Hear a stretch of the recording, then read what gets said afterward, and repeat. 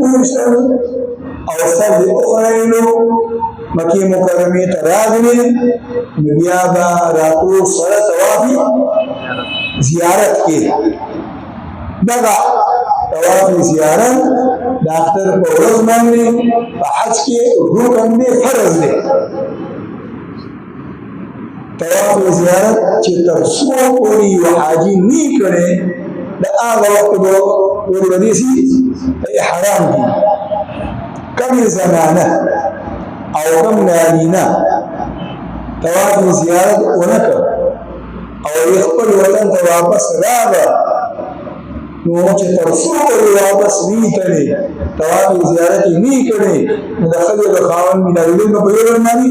حرام د طواف زیارت په دې مسله ځان پوهیږي د طواف زیارت او د دې ورونو غوړو کارو تر مازه ترتیب سنت دی ترتیب څه دی سنت دی مینا کې دې رنګ وګورئ قربانی دې نه رسېږي سره نه لري او راغلی د دوه کارونو وړاندې طواف وکړو طواف زیارت هم صحیح ده صحیح ده خو یو خبره ځان کوي چې ځواني روغي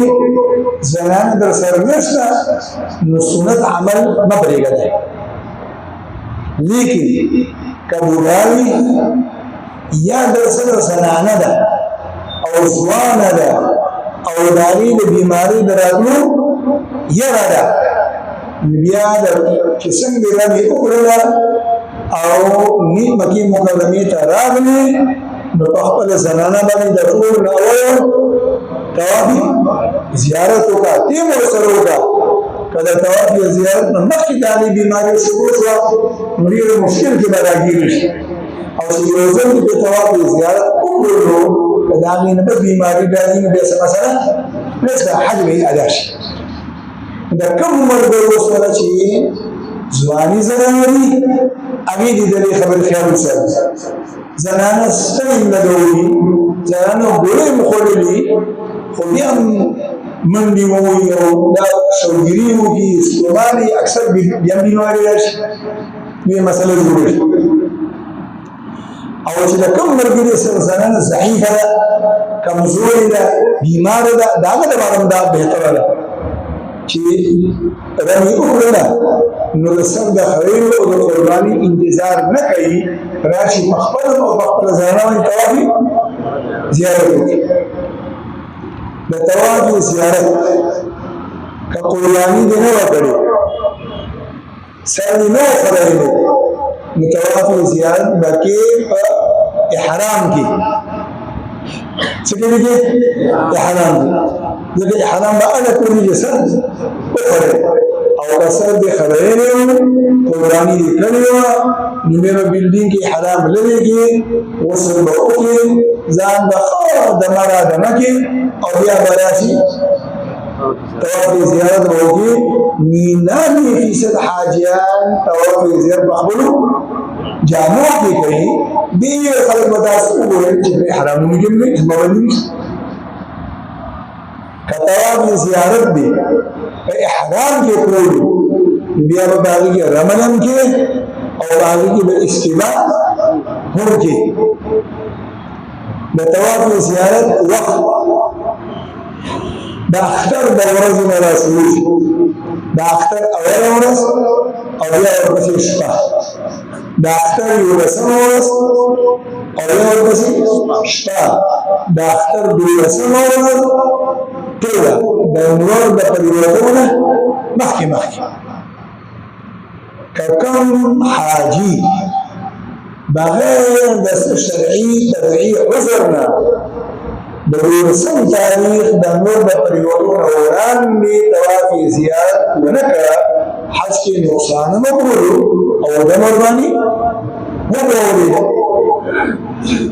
تاسو وګورئ اوله په دې مورد باندې لګي خلک طوافونه کوي داسې خلک وګورئ چې په دولسم ورځ د شپې ورځې څخه طوافونه کوي نو کوشش به دا کوي چې په اوله ورځ وکړه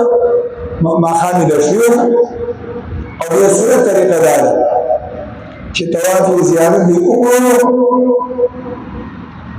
نو بیا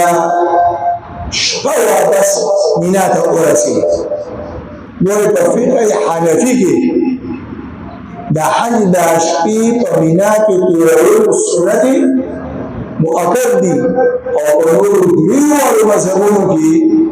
دا شپې په مینا کې تېرول واجب دي. زموږ اکثر حاجیان به چې طواف زیارت وکړي بیا مډال نشي، بیا نورو احکامو ډډه نه لګي، بیا بانې لټوي دا څه دی هغه څه دی او کوشش کوي په بلډینګ کې خو اسم لګېدلي وي کمره هم یخي دا اکثر شپه هلته ډېره په ګنټې نیمې له لارې خیر دی خو کوشش دا وکړه چې بس د شپې اکثره عیسه مینا ته ورسېږي او مینا ته څه ده چې جمراتو حتی ورونه وتلي ده هغه ټول مینا ده. نو چې د مینا حدودو ته ور داخل شوې باقي که دا دوه درې ګنټې بیا خپلې خیمې ته به رسېدو ولګي نو دې کې څه پروا نشته دی. مینا کې بیا شپه به تېره کړي 11 تاریخ او په 12 تاریخ بیا په هر حاجي باندې یو واجب عمل دی او دغه واجب عمل د ادا کولو لپاره په مینا کې ډیره د ماسپخین موز ته 2 بجې کې او جمعه ته د ماسپخین د موز باندې 12 بجې راغلي او جمعه کې ناس هیڅ نه کوي نو دا 2 غنټې ته په مانځه کې د مازه ثواب ته ملایږي. د جمعې په ورځ کوم مسلمان چې 9 بجې جمعه ته راغی د جمعې د مونځ د کولو په نیت او د 12 بجې پورې دوی په جمعه کې ناست دي یو ځل سبحان الله ونوي اسې ناست دي دا ټول ناس په عبادت کې داخله ده. نو په مینا کې دا شپه او دا ورځ چې ته ناست دي هېڅ نه وایي که نه دا ټول ناسته ولاړه ګرځېدل دا ټول په عبادت کې شمار دي ځکه ته د حج د اهم حکم د ادا کولو لپاره ایساري چې هغه رمې د چا ده د جمراتو ده. د 10 تاریخ د اختر د ورځې د رمې وخت اخو شروع کېږي د نور د راختو نه چې نور راوختل د نور د راختو نه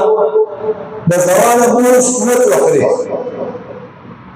که درنه پاتې شو ریږدی دی نه د زوال نه وروسته د نور د پرېوتو پورې مباح وقت دی. که موقع درته میلاو نه شوه او ماښامه پورې دې هم رمې ونه کړله په دې شپه کې رمې مکروه ده خو چې درنه پاتې شو خامخا به یې کړې. که زنانه در سره وه بوډۍ ده کمزورې ده یا ازدحام ډېر دی او ډېر زنانه دا رمې د ماسپښین او د مازدیګر په ځای باندې په شپه کې وکړله هېڅ ګناه ورته نشته او نه پکې کراهت شته. په 11 تاریخ او په 12 تاریخ د رمې وخت شروع کېږي د زوال نه د 12 بجې نه زوال وشي د 12:30 بجې نه پس به یې وړي د هغې نه وړاندې نه وړي. د څلورو امامانو په دې خبره باندې اتفاق دی، څلورو مذاهب په دې خبره متفق دي چې د 11 او د 12 رمې د هغې وخت شروع کېږي د زوال نه او په 11 تاریخ چې د مینا نه روان شي او د ورکوټو شیطان وي بیا به درمیانه شیطان وي او بیا به هغه شیطان په آخره کې وي. د لومړي شیطان د ایستو نه بعد به یو اړخ درشي د قبلې نښې به لیدلي قبلې ته به مخکې دعاګانې به ووایي دا دعاګانې د قبلې وسې دي. د دویم شیطان د ایستو نه بعد نو دعاګانې ووایي د دریم شیطان د ایستو نه بعد بیا دعا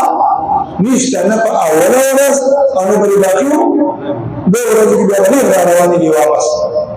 او د یوسف هغه طریقه ده هر یو شیطان به خصوصونه او هر ورځ دا به ورځ 21 کاله 3 بڑے او درې په 14 تاریخ کچرته